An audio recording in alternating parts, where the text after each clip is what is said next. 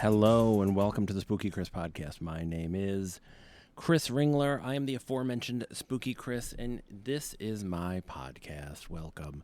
I am an author, movie reviewer, podcaster, general ne'er-do-well. You can find all of my stuff at spookychris.com. I thank you for listening. So there's a trope in horror movies that's it's very easily mocked, and reasonably so. And it's the idea of smart people doing stupid things, and the example being the person running through the woods from danger, and they trip and fall, and then the killer or monster or terror arrives and looms over them, and the person is just like, oh gosh, help, oh, and they don't really help themselves. They just kind of flail around and become another victim. And it's, again, it's one of those things where we're like, oh my gosh, I would never do that. That is so stupid. And it's a trope that was fairly earned, because it happens in a lot of horror movies. It used to, and it still does. It's an easy way to clear cut some of the cast and to raise the body count. And here's the awful truth of it is it's realistic. And we sit there and we say, no, it's not. That's stupid. It's kind of like, and they play with this in the movie Scream, where, instead of going for the front door, they go up the stairs, or you see it in movies. They'll go up flights of stairs and trap themselves on a roof, these kind of things. And we're all like, well, I'd never do that, because we'd like to think we are more cool, calm, collected, and wise than we are. We're the star of our own show. And, you don't really have a lot of shows where the star is an idiot or a jerk. It happens, but not very often. And since we're the stars of our own shows, we certainly don't want to think of ourselves as stupid, and definitely not a jerk or a bad person. And it's not that, bad person's maybe too heavy of a hand, but maybe someone that makes very selfish choices and does foolish things. But it's a trope in horror movies, and like I say, it's one that we like to scoff at, but that is proven time and again to be true. Witness the 2024 presidential election.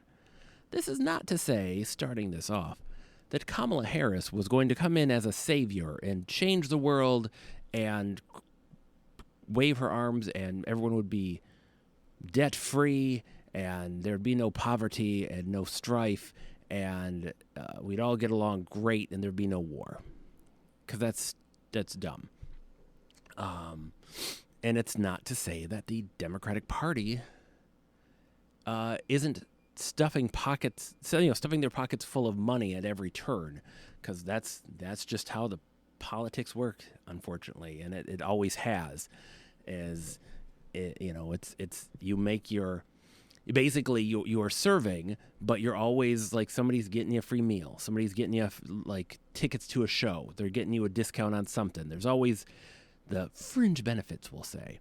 And then when you're done in your service, you suddenly have all these job opportunities where you're going to be making tons and tons of money for being a figurehead or for speaking. And that's why a lot of people get into politics, is they want the job after that job. Some people get into it for power, but a lot of them get into it for the money that comes afterward. So I want to set that stage, that I'm not some silly lib that just thinks that the Democrats crap rainbows and gold, because that's not the case. But as witnessed by the steady succession of clowns entering the car, it's funny to me that anyone could act surprised by who Donald Trump is putting in his cabinet. Because if there's one thing you can say about Donald Trump, it's that he is true to his word. Well, okay. True to his character, we'll say. His word is made of wet paper. True to his character. He has said all along, I'm going to surround myself by loyalists. Who is filling his cabinet? Loyalists. It doesn't matter if they'll do a good job. It doesn't matter if they have the experience and the background and that they're going to come in this and they can truly make real, honest, good, like, helpful change. No. It is people that supported him and cheered for him and gave him attaboys and that he thinks he can trust. The idea that Elon Musk is going to come in and clear up government is hilarious because we talk about from time to time, some of us, the notion that you shouldn't be able to use your political office to get rich on the side. Something we've turned our head at with Donald Trump as he sells Bibles and coins and everything else. Has his golf clubs and his hotels and all these things as he's in office, et cetera, et cetera. But so it's just the idea that this shouldn't be a way for you to kind of increase your status so that you can get richer. Yet Elon Musk is going to step in, and do you think he's not going to talk about Tesla and Starlink and SpaceX? I mean, for goodness sake, the name of the the governmental division he's going to run, which is hilarious that you're going to say, hey, we're going to cut the fat off of government, and then you create a new office. Okay. But it goes out to DOGE, D-O-G-E, the Department of something efficiency, governmental efficiency or something. Gee, what's that crypto coin that Elon Musk likes to shill? Oh, yes, Dogecoin. So, like, from the very start, it's shilling for him. This is such a clown show. And you want to laugh, like, at the idea of Matt Gaetz as the Attorney General. Like, how all these people, he has had investigations into sexual misconduct. But again, Trump had the same. Trump has had all of these things, like, looked into, and it's the idea that, like, it's all fake news. It's all fake, because there's this weird fairy tale that gets told that the Democrats are so powerful that they can do all of these things. They can keep Trump infinitely in court. They can force all these women to claim that he assaulted them. He can, they can rig the courts and all these things, but yet they can't rig an election for Kamala Harris, or they can't stop him from doing the things he does, or whatever. Pick something. They're so powerful, and yet they're powerless. It doesn't make sense. Is there a grudge against him on the Democratic side? Of course there is. Much like the Republicans have made for goodness sake, the idea that there are people that proudly flew FJB signs and flags is it's like a pyramid of, like, audacity. Like, a man that nothing about outside of what you've see on your chosen news source, and like, I hate him, he's terrible, F him, whatever, we're gonna put a flag up, F him, because stuff. I mean, come on, man. Like, that's what we've become as a nation, is we're rooting for teams, our political teams, and we're flying flags that with a curse word to that political person. And it doesn't matter if it'd be left or right, but I mean, the flags that we see are FJB and, whatever. So there you go. And it was funny that all of this right before the election, the Democrats are cheating. They're rigging the election. they're making it so I can't win. We're already looking into it, this and that. And then he won in a landslide, and that's like, not a sound. Huh. Interesting. They rigged it so you won. Well, that was unexpected, to say the least. And again, I get it. Nobody wants to hear politics. Lord knows I tuned out, and I am in a state of numb disbelief because we are, as a nation, we are the battered wife that keeps going back. Like we saw this show.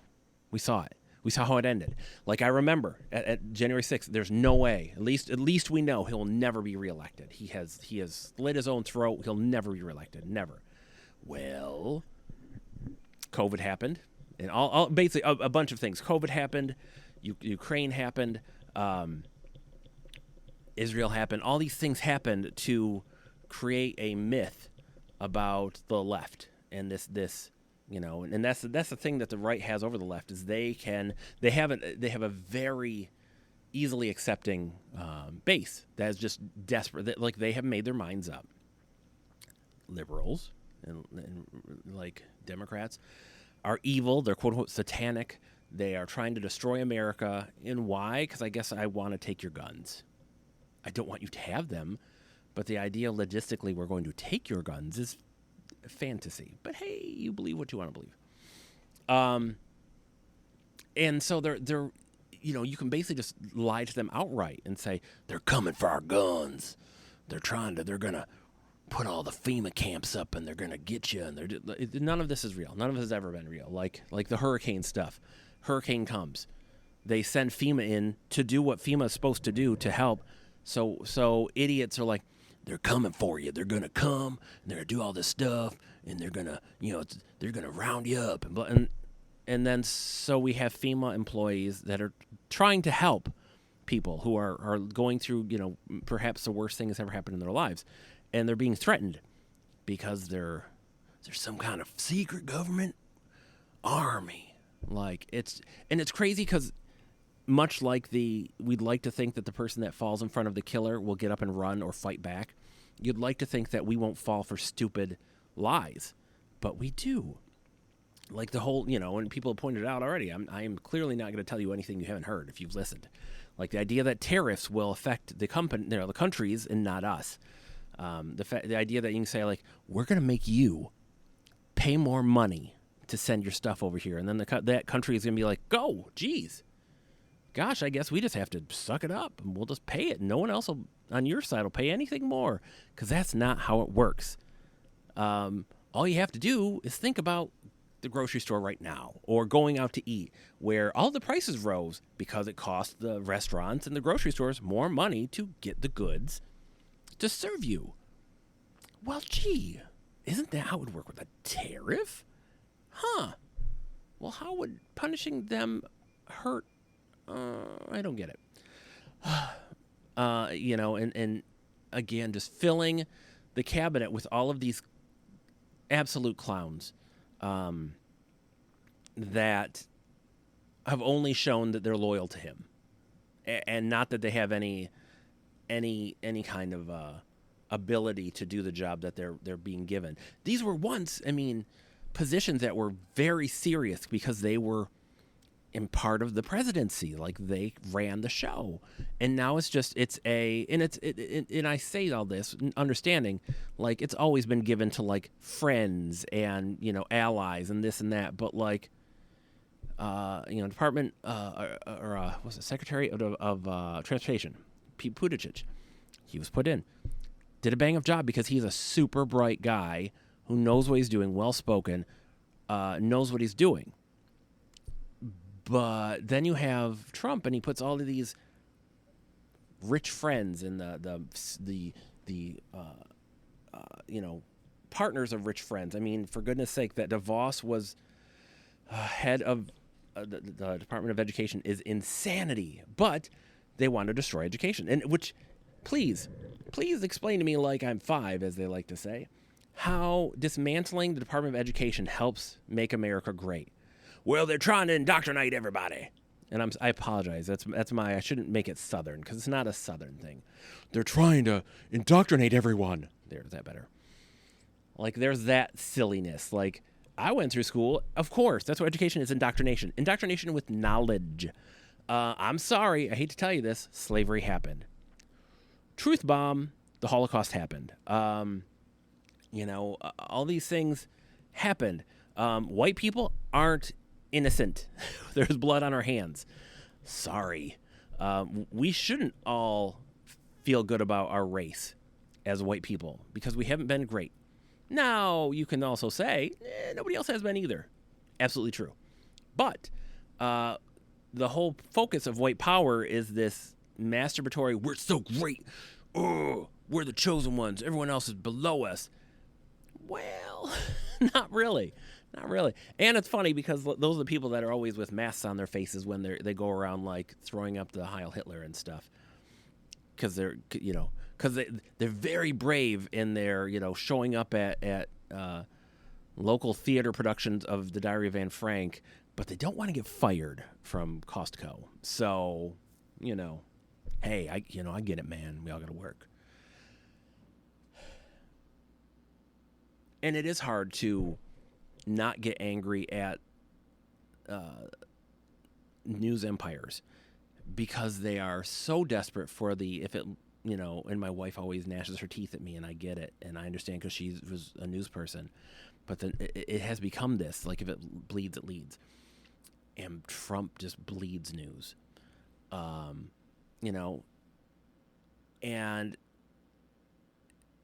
he's I don't think they actively root for him, but the sideshow that he is, like, despite the fact that he will put us in financial jeopardy and like jeopardy with other countries, with our allies internally, it doesn't matter.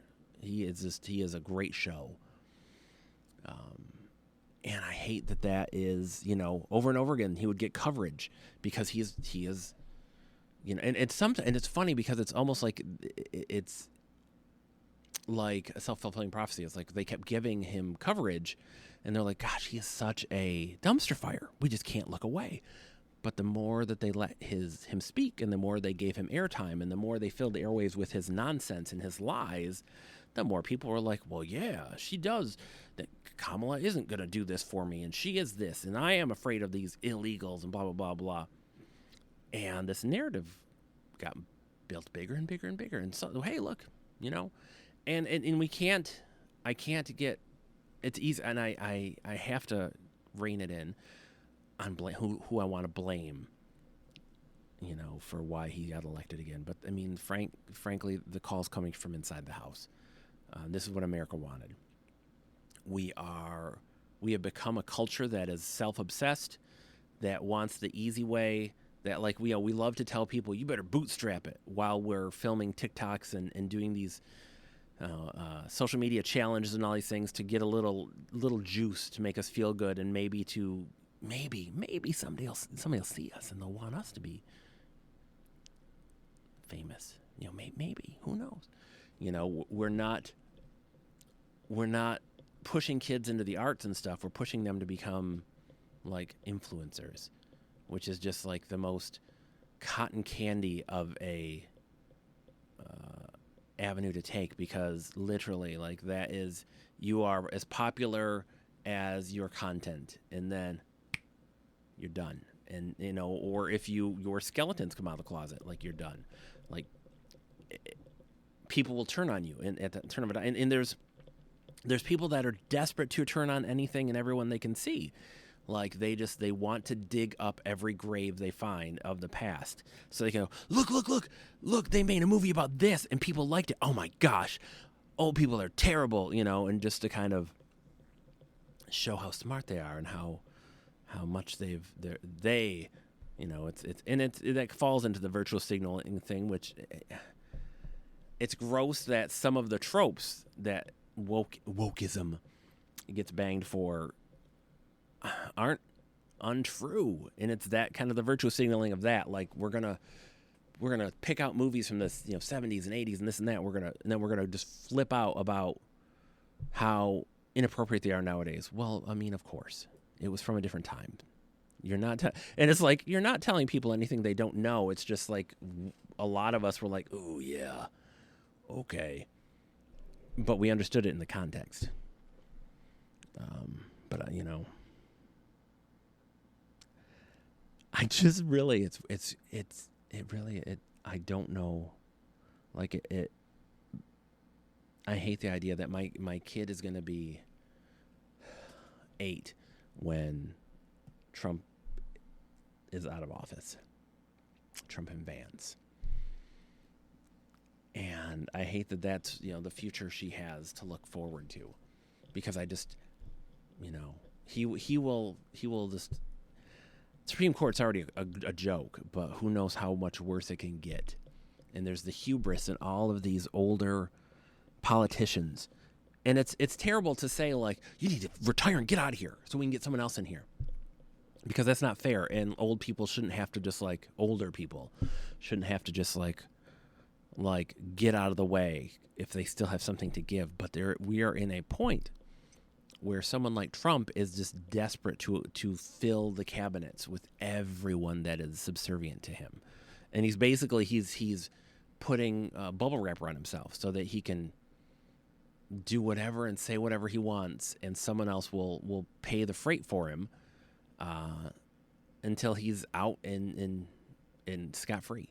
And that's how he's always operated. And then the people turn on him in the end, and nothing happens. It's like everybody's like, "Oh gosh, well, wow, we're so shocked that he's a philanderer and a crummy person and a cheat and a blah blah blah." We're so shocked when we've been being told this for decades. We've known this. We've seen him. We are just fascinated by him. We are fascinated by this rich guy that was, handsome and wealthy and powerful and marries and dates models, and we're just in love with this false narrative we've given him. This crazy to the Christian right, like he's their savior and he's their prophet and all this stuff. And he is the least Christian man you could hope to put into an office. He is such just a sinful man, and it's just like, well, yeah, but he's gonna uphold our views. And it's like, I guess, like, if that's what you are looking for, is just like a terrible person to like do terrible things for you, then hey, the sign is correct. He may be an a-hole, but he's our a-hole. And that's a terrible way to look at things, I tell you what. But I mean, the fact is that we still have to kind of go forward. We all have to kind of carry on. And it stinks that we have to carry on with the baggage of this pitiful, pathetic man as our president, and he is our representative. And he is already embarrassing us and himself. And it just, it doesn't matter. It'll only get worse. And the joke that seems like, well, gosh, it's funny that all these idiots are being put in office. Like, the laughter dies when you think about the people that'll be affected. People of color, people from, immigrants, the LGBTQ plus community. All of these people that, women will suffer because we as a nation can't get out of the 50s and can't get past this idea that men, white men need to run the world, or else everything will fall apart and everybody's going to lose their jobs, and oh, goodness gracious. It's like we don't see that the world changed. The world changed around us. It changes every day, but it has changed around us. Like, you can sit there and say, I don't agree with gay people. Well, I'm sorry, friend. They've existed since the dawn of time. I don't like all these trans people that are everywhere. Sorry, friend. They're not new. Like, these are not, like, we are just finally at a point where we are acknowledging trans people and just like, oh gosh, you get to be who you want to be. Imagine that. Um, no one's coming for your guns. Outside of the logistics, is there's too many people that like guns. Y'all just shouldn't have a freaking armory, because there's no world you live in that you're gonna play like Johnny Soldier Boy out of your back deck and save the day. It just ain't happening. You're not. It's not these militias and stuff. It's not going to happen. Sure, you can kill off your neighbors who are elderly or don't want to fight you or don't have guns or whatever, and you can live that crazy life if you think we're going to go to civil war, I guess, and you want to cosplay. But the fact is that, like, the world's going to go on. Fingers crossed. And we can only hope that the damage can be reversed. And it stinks that we, like, as a nation, can't just get over ourselves and can't get over, like, oh, well, people are going to do things that we don't agree with or we don't believe in or whatever. I just have to suck it up. I just have to live with it, because they have that right. Rights have become a thing where they're for me and not you. Someone's gun has more rights than women and people of color and LGBTQ people, and it's insanity. It's insanity. But we won't let go of those things, and it's this anger that has always been there has been just stoked by Trump and all of his pundits, who don't care if the world burns because they're rich and they think that they can insulate themselves, but they forget that we're all on this world together, and in the end, if the world burns, we all burn it together, baby. It's funny. Zuckerberg had built some compound with underground stuff, and it's one of those things. It's like these people have never watched a zombie movie. It's like it doesn't matter where you go, the world will find you. This is how it works. Like, if you pollute the earth so that it's dying, you still live here. There's nowhere for you to go. If you create infinite war, the war will come home. If you fill the streets with hatred and violence, the violence will wash up on your door. Like, this is just there's nothing you can do to avoid it. It just will happen.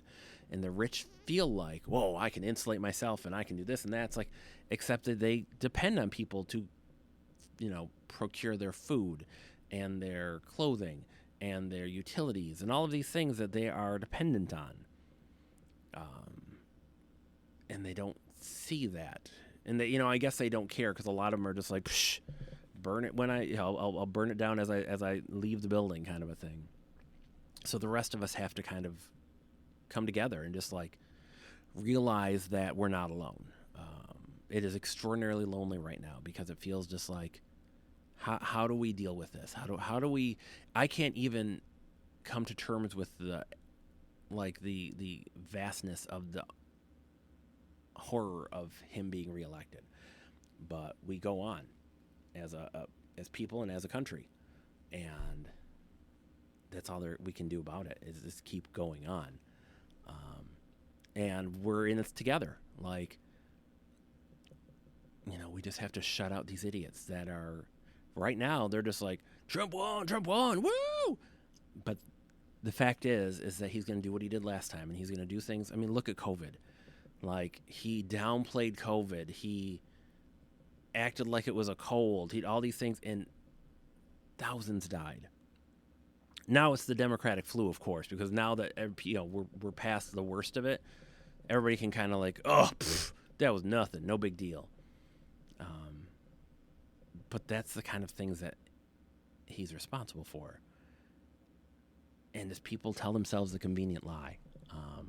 But if we all band together, if we support one another and, give money to the, if you have the money to give money to the charities that support our beliefs and our things. Like, I don't want to give money to candidates. I want to give money to causes.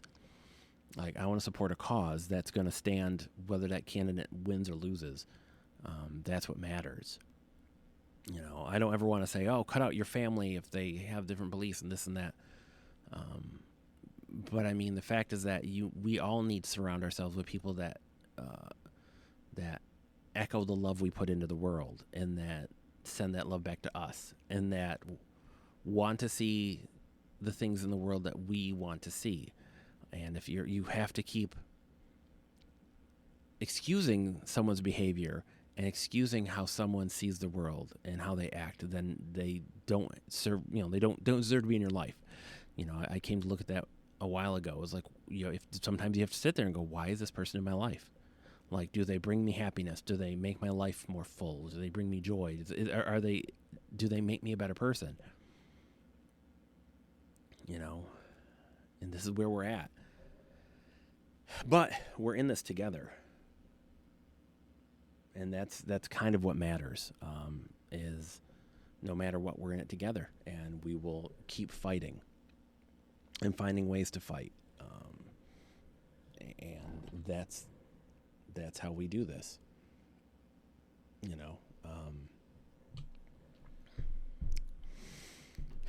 We can only hope that Trump does as Trump does, and he just makes a fool of himself for the next 4 years, and he'll make a mess of things, but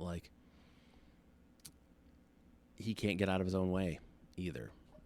He is not well enough that he should have been elected. If we're gonna get mad at Biden and say, oh, he's too old, he shouldn't be running. Trump's not in any health that he should have run, but people lied for him and hid this stuff that to say that he's this virile, strong man. So the truth will out, and we just have to survive. And sometimes surviving is all you can hope for, and we will survive, and we will go forward, because these kids that are just coming now, or in our kids today, deserve our fight, and they deserve us fighting for them. And this is their world, and they deserve to live here happily and live as their true selves, and to feel safe and happy. And it's all of us that are older. It's our responsibility to help them do that. And I hope in some small way, that's what I do. That's what my daughter deserves. My friend, I am the Spooky Chris. You can find my stuff at spookychris.com. You can shake your fist at me and whatever. I will talk to you soon, friend. Farewell.